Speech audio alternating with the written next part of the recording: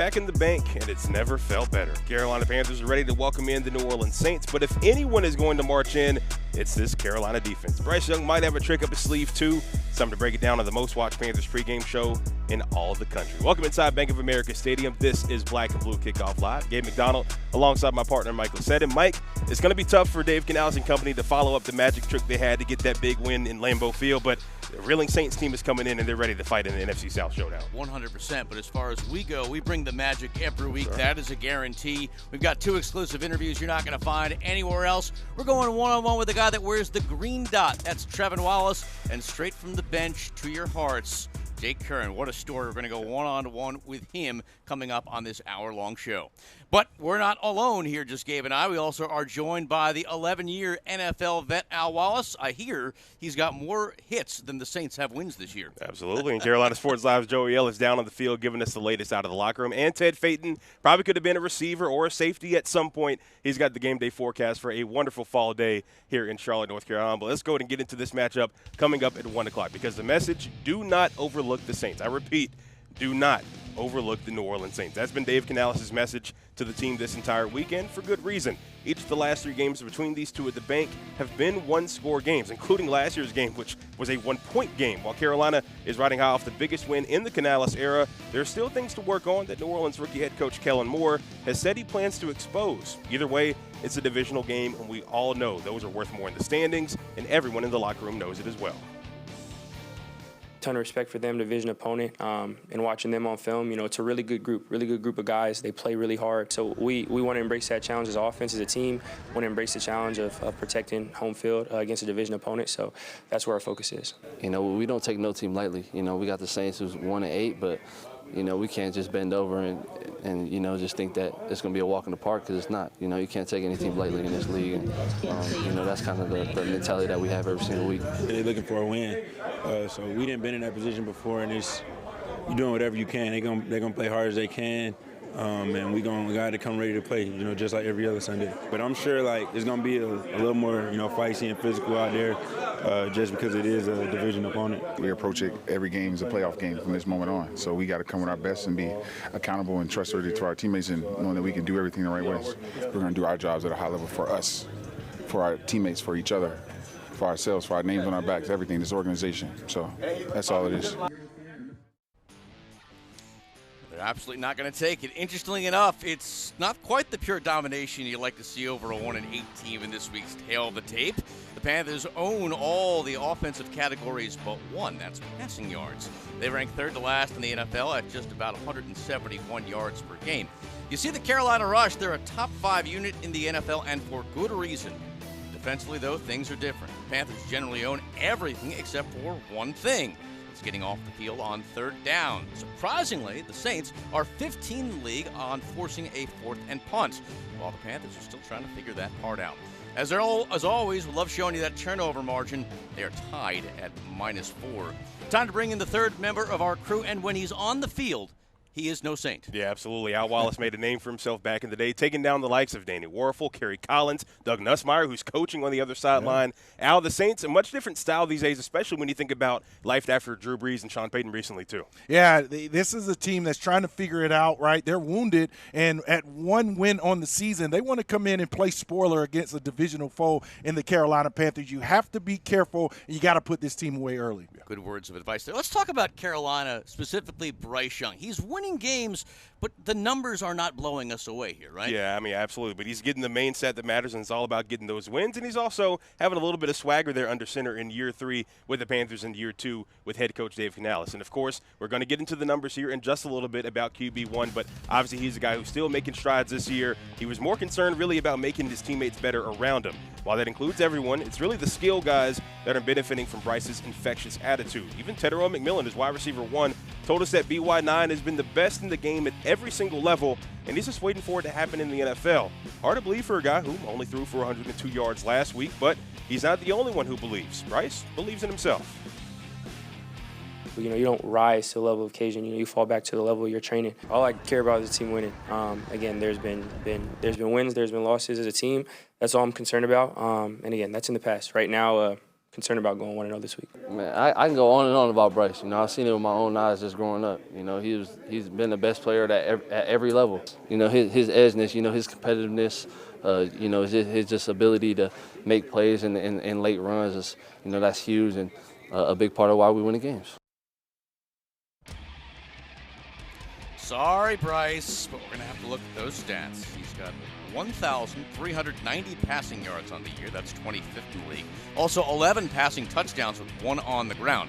Our friends at Pro Football Focus are giving him a 63.9 overall grade, which is in the middle of the pack. Now, Young is only throwing for big yardage about 4% of the time. Now, this, though, is the stat people are going to like. Turnover-worthy plays are down to 3%. That's good for a guy who has thrown 6 picks this season.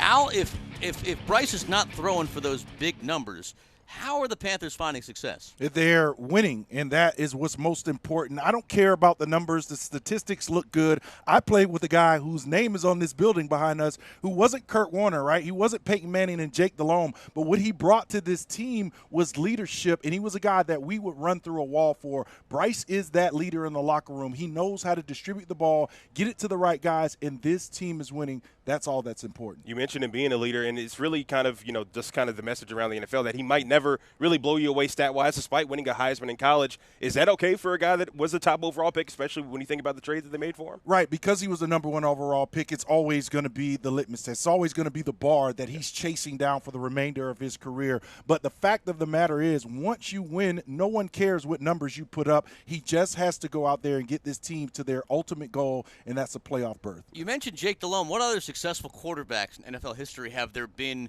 that have not blown us away stat-wise? Yeah, there are a lot of guys like Joe Flacco, maybe with the another Baltimore Raven, and Trent Dilfer, and those guys, they have to continue to just win. And you could be a quarterback on a team with everything else around you, super successful, you'll get the same hardware. Hey, the late, great Al Davis just said it best. Just win, baby. And that's what There they're you go. doing over the past several weeks. Well, now from the offensive side to the defensive side of the ball, our Joey Ellis down on the field now with a guy who actually got some national recognition this week and is playing all over the field on that defense. Good morning, Joey. Yeah, Gabe, how we doing? There was a reason, obviously, that Carolina went in the offseason and made it a priority to get Trevon Merrick over here from Las Vegas with a big contract, and certainly living up to that as he was all over the field, as you said, a week ago against Green Bay. 5 tackles, he had an interception, a couple of passes batted down, and then, as you said, so much so earning NFC Defensive Player of the Week honors for that standout performance. And Merrick, to this point of the season, is really just a testament to how much this Panthers defense has grown throughout the first 9 weeks of the season so far, really outside of that Bills and Patriots games. And with the 2 takeaways against the Packers team that came in with the best record in the league just a week ago, it looks like this Panthers defense is at least finding some footing now as the season moves on. And Merrick is a vet in this league, but he is still very much new to the black and blue. But he attributes the defensive growth to their process and really just how much fun he's having being a part of Ejiro Evero's defense. Just say, just having fun, honestly. Just coming out here with the guys and getting to work, getting to know them all, getting to know the coaches, and, you know, be able to bounce ideas off of them. And like I said, the last question, just the process of everything. It's just been fun, and I'm enjoying it. And when you're having fun, I mean, you know, nothing really beats that. If I'm having fun, I'm having fun, and if I'm having fun, that allows me to do my job and, you know, make some plays.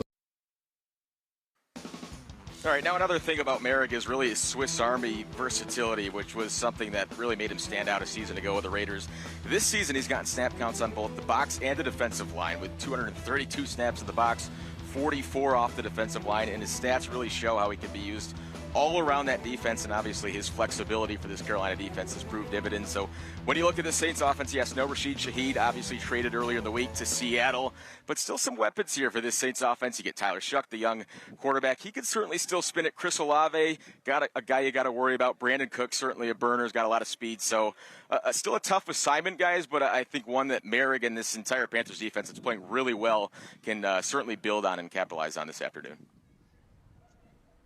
Absolutely, Joey. Appreciate a guy that's really been, just all over the field and making a lot of plays. Al, when you cut the tape on and watch a guy that obviously they went out and paid $51 million to bring him here, what's impressed you the most about what he's been able to do and being that chess piece for this defense? Yeah, it's just the position versatility that Trevon Merrick is going to bring to this football team. I think about Derwin James. I think about Buda Baker. I go back and I think about Troy Polamalu, who played in my era. These guys are all over the field, and I think Ejiro Evero had his mind on this. They had Jeremy Chin, did not quite work out, but Trevon Merrick is exactly what this unit needs. He is the eraser. He's all over the field. He makes wrong things right, and I love him. He's my favorite player, my favorite acquisition of this offseason. I've been hanging out with you way too long, so I know the answer to this question.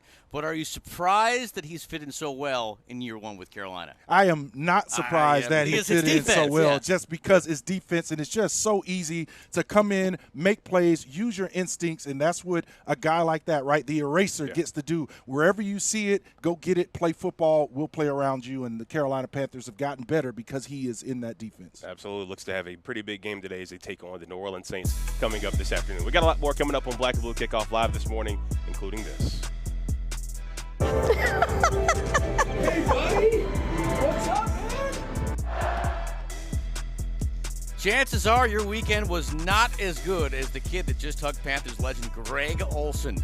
He had an experience that he'll remember for a lifetime. We've got that story coming up. And speaking of Greg, he knows a thing or two about lining up with the Panthers O-line, but that was some time ago. This season, Panthers offensive line is riddled with injuries, meaning new guys at new positions. So how does the team acclimate to that? We're talking about it next.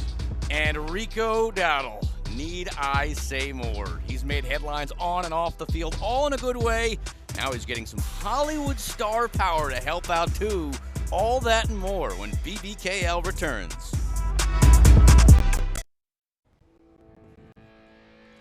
Looking across the bank on a summery fall day, these two teams actually split the series last season, each winning at home. Carolina winning 3 of 4 at the bank this season. We'll see if they can keep the vibes going when we kick this off just after 1 p.m. today. They're getting the Jugs machine ready for one Chuba Hubbard, who is down there on the field about to get his pregame work in. And I think by now, a lot of Panthers fans have probably started coming back down to earth after last week's win over the Green Bay Packers in dramatic fashion. Al, does that include you? No, I'm ready for this team to keep their foot on the gas. I'm not, going to be too excited about one win. Okay, all right. Well, we say most because for one fan, it wasn't just memorable. It was the trip of a lifetime. It just so happens to be this week's play of the game. If you're looking for the true hero of the Panthers' road win Sunday over Green Bay, conventional wisdom says you'd find him on the field. However, there's at least one person that insists, in fact, he was standing in the upper deck. I'm just the missing piece of the puzzle. 14-year-old Bryson Shoop is only partially joking. But that's only because as a die-hard fan, he wants to be at every game. See, the Panthers aren't just a small part of his life. To some, they're what's kept him living. I mean, I think they keep him going, because it's not just football season that he talks about them. They've been there through good times and bad. And there's been quite a few of both. I mean, he tries to be as normal as he can, and I try to treat him as normal. Born with a heart condition, Bryson had numerous surgeries before eventually needing a heart transplant. They say he can live, his whole life. He may end up having to have another heart transplant down the road. It was early in his journey where he not only developed his love for the Panthers, but also gained a new friend as well. Greg can do no wrong in Bryson's eyes. If you asked him and Bryson's best buddies. I mean, Bryson just idolizes Greg. It was like they clicked. And so, flash forward 9 years and one new heart later, this Conover kid was on cloud 9. Family on 3. 1, 2, 3. Family! After HM Health, he had been invited to attend a Panthers practice and hang out with the team.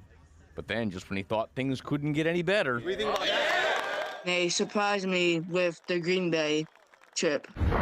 It was a trip that had a little bit of everything, including his first ever experience on a plane. They made this special announcement about my very first flight and where I'm going and why I'm going. Once in Green Bay, the team hooked him up with a signed jersey. He got to go on the field, and then, just before game time, he was taken up to the broadcast booth, where a certain friend was waiting for him. Hey, buddy. He was on cloud 9, and that just made me happy seeing him that happy. The cherry on top was Carolina winning. Almost no one saw it coming. No one, that is, except Bryson. And I was just jumping up and down, like screaming. He had the time of his life, but Bryson insists. They need to take me to all the games, and we could go to the Super Bowl. It doesn't have to be over. And guys, that politicking has worked because I've been told that he has been granted access to today's game, so he will be here today, and hopefully he'll be the luck charm the Panthers need. Absolutely. Certainly an incredible story. And it was really good, just to see him and meet him last week. Certainly, just a great experience for him and something he'll never forget. And, hey, we'll see if the Panthers can make it 2 in a row with him in attendance. We got a lot more coming up on Black and Blue Kickoff Live this morning, including this special sit-down as well.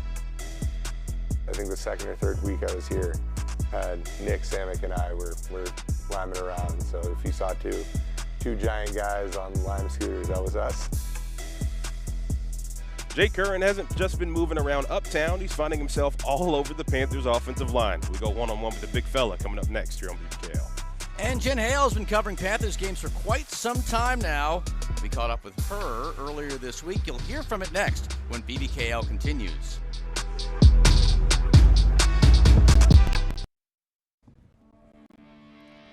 It's a beautiful 70-degree spring day here in the middle of November. That's Carolina weather for you. A complete 180 from what we saw last week in Green Bay as Saints getting some special teams warm-ups in. Let's see if they can use it to their advantage as far as Carolina goes. And speaking of advantage, Fox Sports' Jen Hale has the jump on everyone. She spoke with both teams already, including us. Here's what today's sideline reporter has to say on the matchup.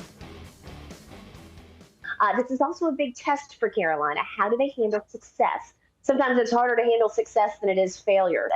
Last year, you saw so often with the Panthers, they'd have some positive momentum, and then they'd lose it in the fourth. They couldn't maintain, they couldn't sustain. They're finding ways to win in the red zone. They're finding ways to win in those 2- and 4-minute drills, which is really, that's what good teams do. That's what playoff teams have down to a science. And you see Carolina visibly getting better at that each and every week. Thank you so much, Jen. Let's take a look at those NFC South standings right now. The Bucs are still in the lead over the Panthers. Tampa has a game in hand since Carolina still hasn't had a bye. The Falcons are playing right now in Berlin as we speak. The game closer than expected. Colts are up 13-7 at the start of the second quarter. Now remember here, every division game is essentially worth 2. So today, really a big day for the Saints if they can pull off the upset here at the bank. Everyone thought that this was the Bucs division to lose. That might still be true, but it is a lot tighter than anybody thought going into this year. Well, there's going to be a general theme of our Week 10 edition of BBKL, and that is the unsung heroes of the Panthers. It's got to be that offensive line. Absolutely. That unit has really been, just getting pieces pieced together but still making a lot of plays. Now we're going to get your thoughts on the unit in just a little bit. But today we're going to see our 8th different starting offensive line this season in Week 10 already. You think about Cade Mays back from injury. He'll assume the center position. Austin Corbett, who started the season at center, now moves to right guard. It's really his natural position, so to say. Taylor Moton, the lifelong Panthers, back at right tackle after missing last week. Damian Lewis expected to be at full strength at left guard. And, of course, our boy, the Charlotte native, Ike Ekwonu, at left tackle. Al, you've got Yosh Nijman stepped up in a big way last week, and Jake Curhan, who we're about to talk to. How is this team doing it when you think about all the piecing together, but there's still that unit staying strong and really being, one of the big factors for this team and their success? Yeah, guys, it's a system now. It's a system that's in place, and you can remove a piece, you can replace that piece, and it's going to work in the same fashion. And I love that the Panthers have now put together that depth on the offensive line and defensive line. I just love how they've replaced all these guys and had success. Absolutely. It really falls into, this week's Bosch Boss of the Week when you think about the next man up mentality, and embodying that is no better than Jake Curhan, who's really been doing that since he got here to Charlotte, Mike. Yeah, thrown into the fire from the practice squad in the game against the Bills. He did well. They put him in against the Packers. He's here now. He's got a job, and he just so happens to be this week's Bosch Boss of the Week. He went one-on-one with our own Casey Funderburg. Jake, we are coming off a pretty exciting win in Green Bay, and one that you were a big part of because you had to come in and play 2 different positions during that game. What was it like for you having to step in and not only step into a position you're comfortable with, but also another one as well? Yeah, I mean, that's, I've been playing in this league for a couple of years now, and I've played at pretty much every position on the offensive line except for center in preseason, regular season, whenever. So, for me, that's just one way that I've always been able to try to be valuable to whatever team I'm on, step in wherever I'm needed. Most of the time when you're backing somebody up, if you end up in the game, there's a good chance you're staying there. So those first 2 plays, I was kind of expecting to be at that left guard spot for the rest of the game, and then turned out D-Lou was all right, came back in, and then a few plays later I had to go into the right guard spot. That's one thing about the offensive line. It seems like anyone will step up at any point, and multiple guys on the line have been shuffled around this whole season. So what does it just say about you all being able to just be so versatile and just being able to step up when your number is called? Yeah, I mean, it's a room full of pros. Been around long enough now to see, different attitudes, different mentalities, and I think the mentality of everybody in that room is just whatever is needed of them that day or that week. Dave Canales just mentioned you spent some time with him at the Seahawks. So when you were coming to Carolina and you knew that you were coming in with someone you were familiar with, what kind of expectations did you know that you were going to have to live up to once you got here?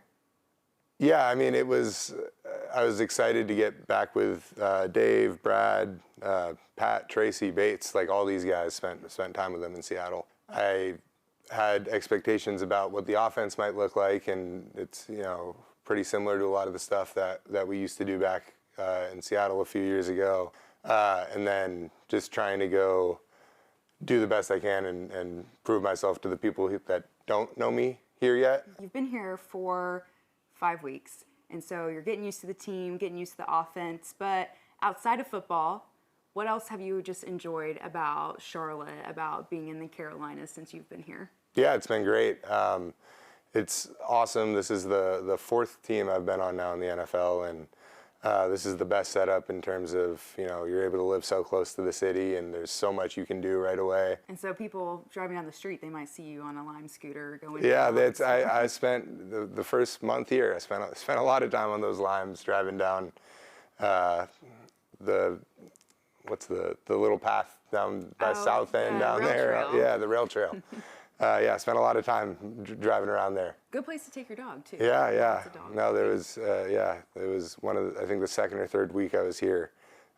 Nick Samick and I were liming around. So if you saw two giant guys on Lime scooters, that was us. All right. Well, looking forward to this weekend. You have the Saints. They're a team that has been struggling all season long, but they're gonna bring their best game to the Panthers because they know just how well you guys have been building off of this season. So their defensive line, what are some things that you're going to have to be prepared for going into Sunday? Yeah, their defensive line's been playing really well. I know they've been struggling as a team, but they're pretty good up front. So, it's another hard week, bring your lunch pail kind of week. Guys that play really hard. Some of the guys have been doing it for a long time at a really high level, and some of the guys are newer, but they're also playing at a really high level over there. So just another one of those weeks where we got to cross the T's, dot the I's, make sure we know what's going on, and bring the attitude when we come out on Sunday because we know that they're going to. And if they need you to come play fullback, whatever, you'll be ready to go. Yeah, whatever they need. All right, well, thank you for taking some time to sit with us today, and good luck this weekend against the Saints. Awesome, thanks.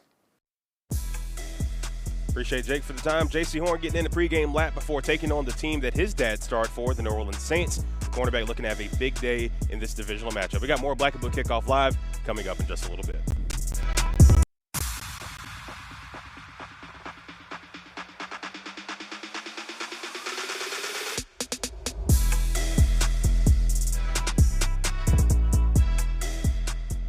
Fall in Uptown Charlotte looks like this in Week 10. And speaking of fall, the Panthers are looking to continue New Orleans' free fall into the basement of the NFL.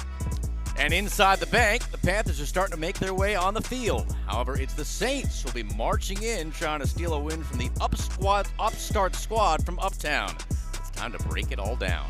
Welcome to the most watched Panthers pregame show in the entire country. This is Black and Blue Kickoff Live. Gabe McDonald alongside Mike Lissette, and also the former Carolina Panther, the 11-year NFL vet, Mr. Al Wallace. And we have quite the show on deck for you guys as the Panthers are back at home in Week 10 for a big battle against New Orleans. Al, real quickly, I know this is a division game, but is it still a trap game for Carolina with the way they've been playing? There's no trap game. You got to go out there and kill an ant with a sledgehammer. The Saints aren't ready for this game. The Panthers need to keep it rolling. Well, one guy who's ready to do that is Trevon Wallace. We went one-on-one with him, and you're going to hear that in a little bit. Absolutely, but first let's go ahead and break down this matchup coming up at 1 this afternoon here at Bank of America Stadium, because the message is very clear. Do not, I repeat, do not overlook the New Orleans Saints. Throw the records out of the window, because obviously that's been the message for Dave Canales to the team this week, and really for good reason, because each of the last 3 games between these two here at the bank have been one-score games. Last year's game was a one-point game that Carolina came out on top in. While Carolina is riding high off the biggest win in the Canales era, there's still things to work on that New Orleans rookie head coach Kellen Moore has said he plans to expose. Either way, it's a divisional game, and it's worth more in the standings, and everyone in the locker room knows it as well. Ton of respect for them, division opponent, and watching them on film. It's a really good group of guys. They play really hard. So we want to embrace that challenge as offense, as a team. Want to embrace the challenge of protecting home field against a division opponent. So that's where our focus is. We don't take no team lightly. We got the Saints who's 1-8, but we can't just bend over and just think that it's going to be a walk in the park, because it's not. You can't take any team lightly in this league, and that's kind of the mentality that we have every single week. They're looking for a win, so we didn't been in that position before, and you're doing whatever you can. They're gonna play hard as they can. And we got to come ready to play, just like every other Sunday. But I'm sure it's going to be a little more, feisty and physical out there, just because it is a division opponent. We approach it every game as a playoff game from this moment on. So we got to come with our best and be accountable and trustworthy to our teammates, and knowing that we can do everything the right ways. We're going to do our jobs at a high level for us, for our teammates, for each other, for ourselves, for our names on our backs, everything, this organization. So that's all it is. All right, interestingly enough, it's not quite the pure domination you'd like to see over a 1-8 team in this week's tail of the tape. The Panthers own all the offensive categories but one, that's passing offense. They rank third to last in the NFL at just about 171 yards per game. You see the Carolina rush? It's good. Top 5 unit in the NFL, and good reason. Defensively, though, things are very different. Panthers generally own everything except for one thing. It's getting off the field on third down. Surprisingly, the Saints are 15th in the league on forcing a 4th and punt, while the Panthers are still trying to figure that out. Those are the numbers, but as they say, that is why they play these games. Absolutely. We got Carolina Sports Live's Joey Ellis down on the field with more on why Carolina's RB1 doesn't really care about the numbers. Happy game day, Joey.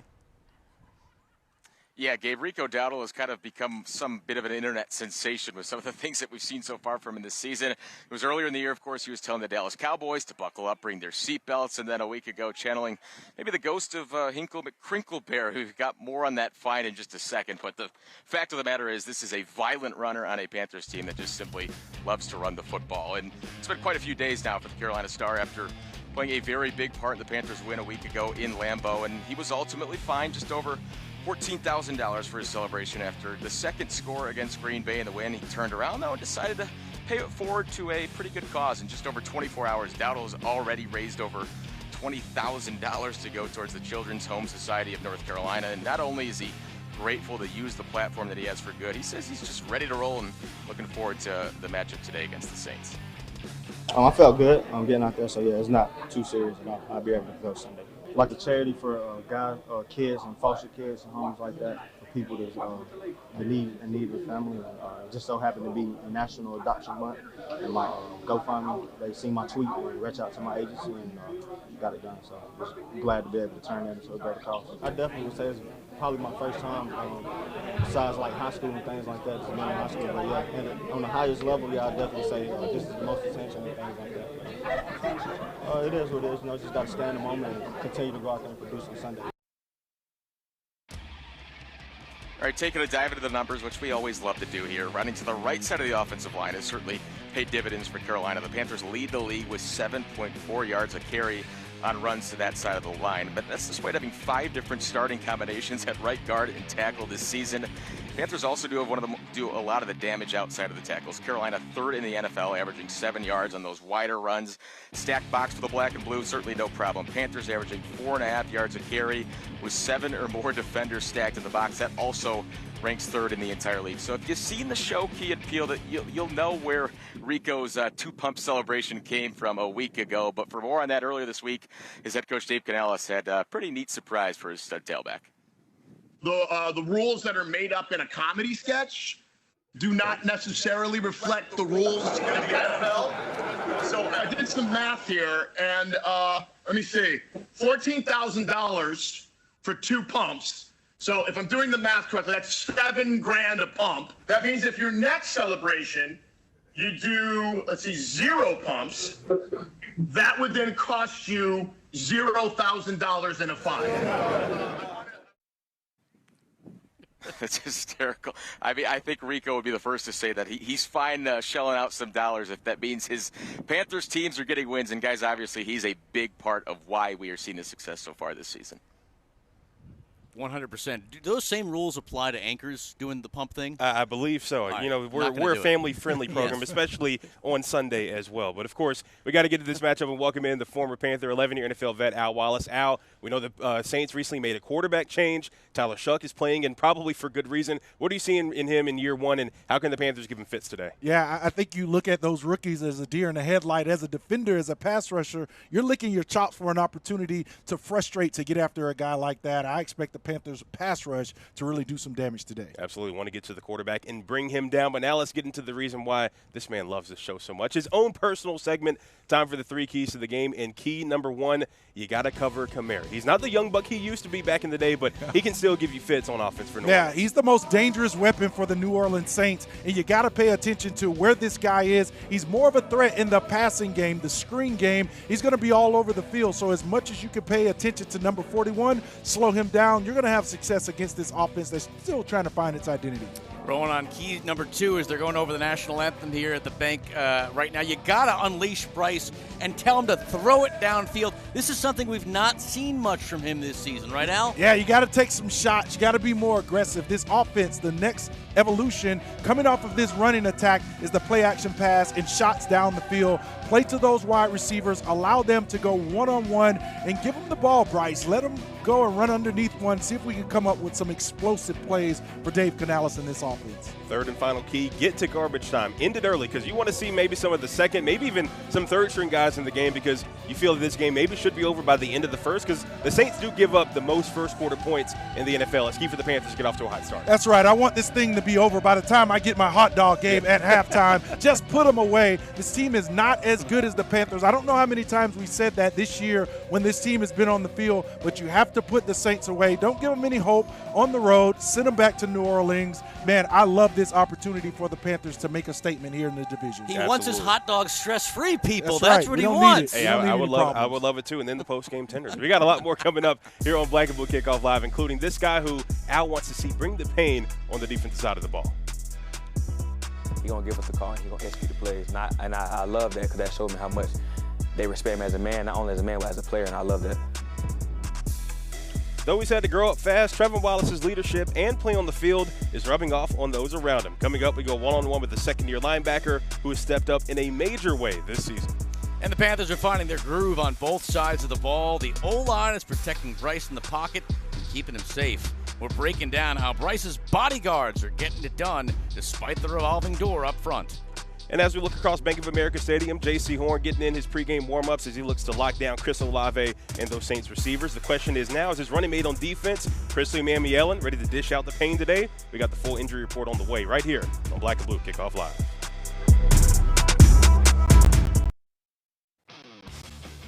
Well, back on Black and Blue Kickoff Live as we are showing you Tyler Shuck, the newest signal caller inserted into the lineup for the New Orleans Saints. Could it be a long afternoon for the young quarterback against the Panthers defense that is certainly playing with a lot of confidence? We'll find out when both of these teams kick things off here at the bank just a little after 1 o'clock today. But shifting back to the other side of the football, we talked earlier in the show about Bryce Young's ability to win, even if the stats aren't necessarily painting the whole picture. But this is obviously a team sport, and Bryce has certainly not done this alone, especially considering playing behind one of the more jumbled offensive lines throughout the National Football League. But really one constant for this group is that's keeping him upright. All-pro pass rusher Micah Parsons had just a single pressure on the Panthers quarterback a week ago. 8 total pressures on Young in the win. He did technically take a sack from Xavier McKinney, but it was at the line, so it was scored for no loss. Parsons was double-teamed multiple times throughout, but the man who really stood the tallest that day was one Ike Ekwonu. He has been phenomenal in what has been a carousel of offensive linemen this season for Carolina. I mean, I think it just goes on to preparation.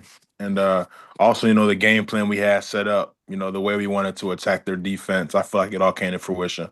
It was definitely a goal to try and get him out of his rhythm, just make it so that he couldn't just pin his ears back and fire off the ball. So, at times you could definitely tell that, I guess the plan was kind of working a little bit. It was definitely hard for him to kind of get a read of running pass and stuff like that. So definitely the game plan coming to life.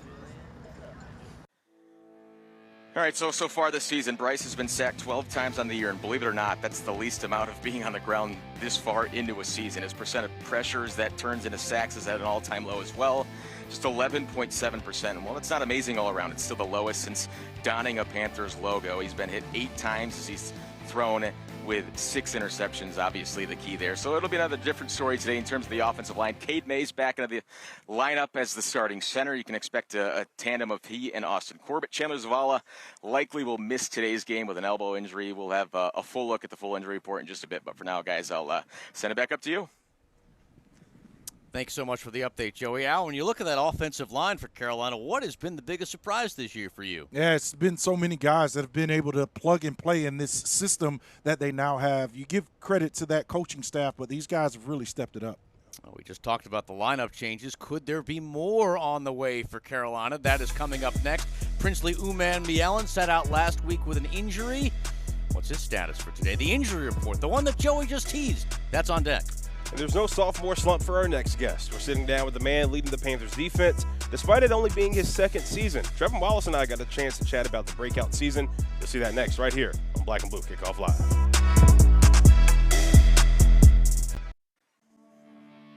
Back on Black and Blue Kickoff Live, looking inside the bank here. Chuba Hubbard just 5 carries a week ago in the win against Green Bay, but he is still always the first one out week in and week out for this Panthers team. What can he and Rico Dowdle do against the Saints rushing defense? We'll find out when these clubs kick it off just a little bit later today, shortly after 1 o'clock. But now getting to the Week 10 injury report for today's game. Not as bad as past weeks so far this season, but we do have some concerns. Guard Chandler Zavala, as we said, he is out. That's going to force the Panthers now to go with its 8th different starting offensive line combination this season. The 2 names in yellow there, the wideouts, Teteroa McMillan, Bryson Tremaine. T-Mac had a hamstring issue in practice earlier this week. He's going to test it out this morning to see if he can go. We will keep you updated on that. And then Tremaine had a hip issue that's forced the Panthers to call up Dan Chisena from the practice squad just in case. Cade Mays, as we said, he is back. Princely Umanmielen is back. Rico Dowdle, certainly no chance in heck he was ever going to sit this one out. So, guys, all things considered, a pretty encouraging injury report there. We'll very anxiously wait to see what the status of T-Mac is, especially. 100%. Thank you so much, Joey. I'll take a look now at the defense for Carolina. From the Miami game until now, what has surprised you most about the turnaround? Yeah, these guys are just playing free football. I think Ajero Vero has done a great job of helping them understand their responsibilities, and guys just flying around, just playing with their hair on fire. The intensity has ramped up since, the Miami game. Absolutely, and sometimes it takes an adjustment in roles for players to truly shine. Case in point, one Trevon Wallace, a second-year linebacker, now the man calling the shots on the defensive side of the ball, and his stock has risen tremendously since taking over wearing the green dot. I got to go one-on-one with him this week in the Players Club. So, Trevon, obviously you guys have really been turning things around over the last several weeks. I want to go back to, obviously, after the New England game. There was a meeting with the leadership council. Obviously, it seemed like that was kind of a reset for the entire team. Just take me through how you guys have been able to grow since then to have this kind of streak you're on now. Obviously, we learned from our mistakes of what we've been through, the adversity and all that.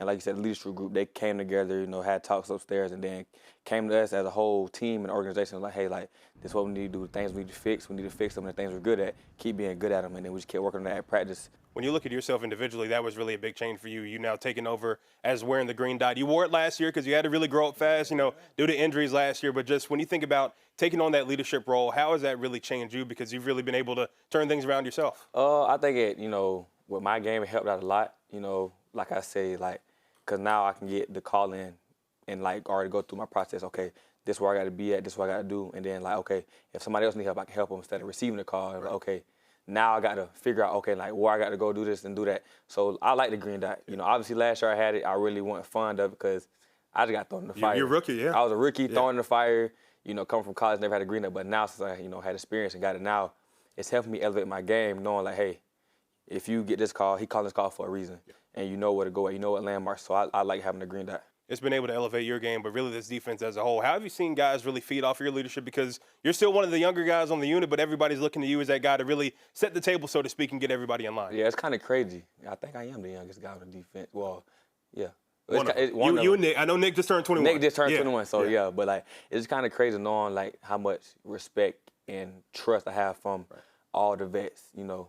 Like, they trust me a lot to knowing, like, hey, he going to give us the call and he going to execute the plays. I love that because that showed me how much they respect me as a man, not only as a man, but as a player, and I love that. You got a running mate in there in Christian Roseman. It really seems like both of you guys have made the most of, the switch and roles after that fourth game. Just how's y'all's relationship been, and, how do y'all really feed off each other? Because this most recent game, I mean, both you guys are flying around making a lot of plays. Yeah, what's crazy is I can say, like, his chemistry, that's crazy how his chemistry is. Like, sometimes a new player come in, it takes a little bit, but I feel like me and him just click like that, like just a spark, and, like, we were real close. At the end of the day, he always gonna have my back. Like, I can, like, say if I got to be in the B gap, and I'm all the way out, just running somewhere, he always look at me like, you good, like, we good, like, okay, people make mistakes. Like, he always have my back, wrong or right, and I respect that, and I like having that running mate beside me.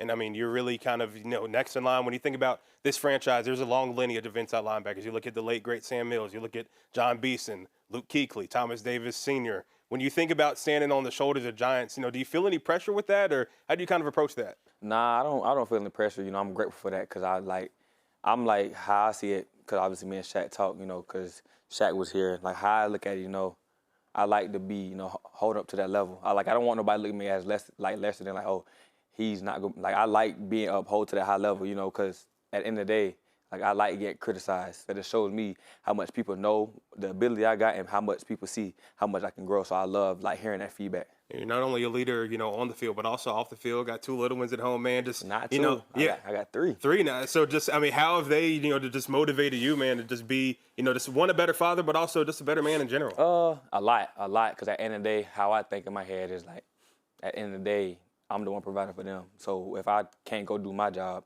how can I go home and sit there and look at them and be like, dang, I'm not doing enough for them. At the end of the day, kids going to look at me, they're going to be happy. But at the end of the day, as a man, it's like, dang, I'm not doing my job, so how can I take care of them? So every time I go in the field, it's like, hey, you're doing this for your little ones. Like, obviously you're doing it for your last name, your family and all that. And, I got younger brothers coming up, so trying to set a cornerstone for them. But obviously, my family first, like my own family. Now it's like, hey, you're doing this for your little ones. You're doing this, not only, like I say, I don't want to be rich, I want to be wealthy. I want to have money to where, like, when I'm long gone and all that, like, obviously my kids had their own money, but they know, like, at the end of the day, my dad left me something for them, like, something for I can lean back on.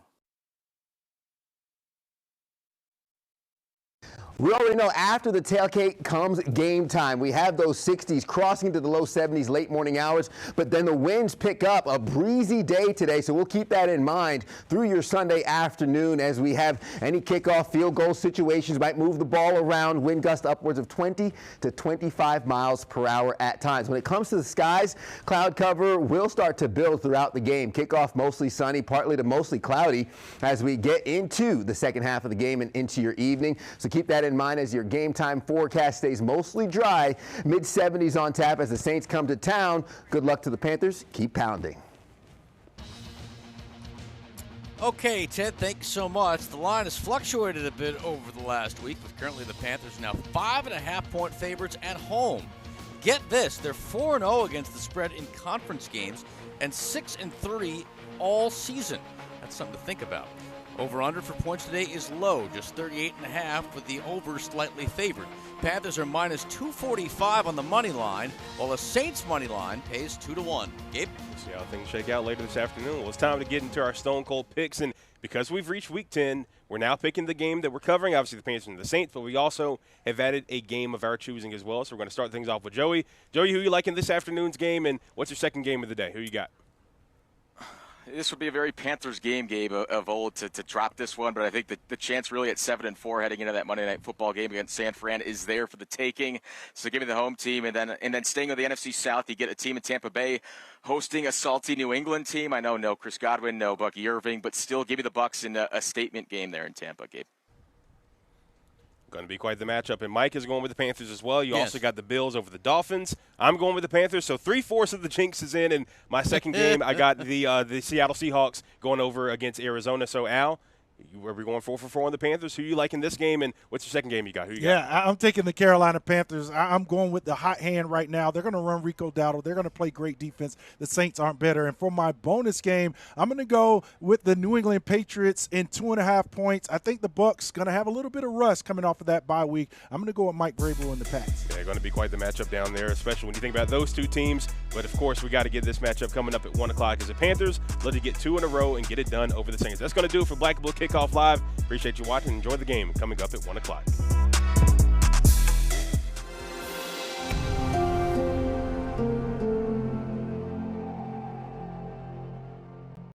Queen City News Plus. Just search Queen City News on your smart TV's app store.